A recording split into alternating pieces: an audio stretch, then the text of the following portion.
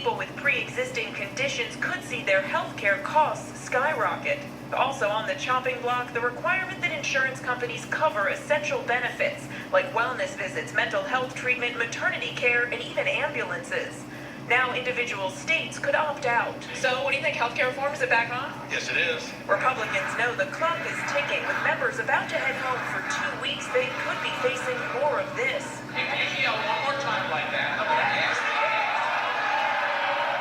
Still tonight, no agreement. So it's premature to say where we are, what we're on, because we're at that conceptual stage right now. And so let's bring in Mary Bruce tonight. Mary, the White House is offering new concessions to conservatives, but what about moderate Republicans? Are they going to be on board this time?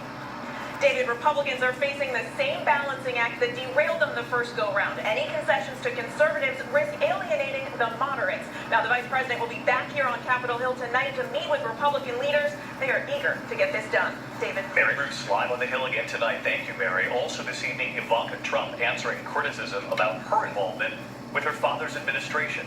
The first daughter now taking on an official role at the White House as an assistant to the president. In an interview with CBS News, asked whether she is complicit with his policies, here's what she said. If being complicit is wanting to be a force for good and to make a positive impact, then I'm complicit. Ivanka Trump with CBS. Next here tonight, extreme weather on the way for much of the east. From the Gulf up through the Ohio Valley, 54 million Americans in the path of severe storms, possible tornadoes. The latest in days of damaging storms we've been covering. This tornado whipping up 100 miles an hour, ripping off the side of a Virginia Beach home. Afterward, you can see the owner up there on the left, right there in the screen, opening the door, creeping to where there used to be a bedroom wall. Let's bring in meteorologist Rob Marciano tracking this, because as I mentioned, Rob, this is really going to be all the way up the coast right into the Ohio Valley.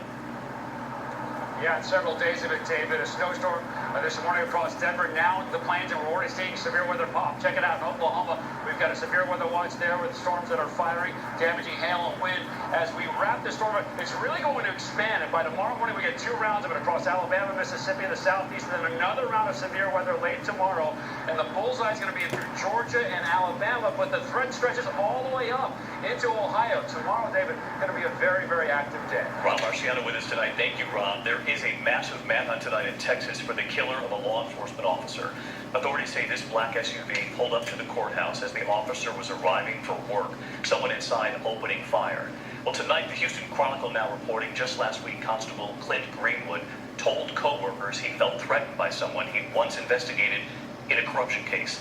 The reward tonight now stands at $65,000.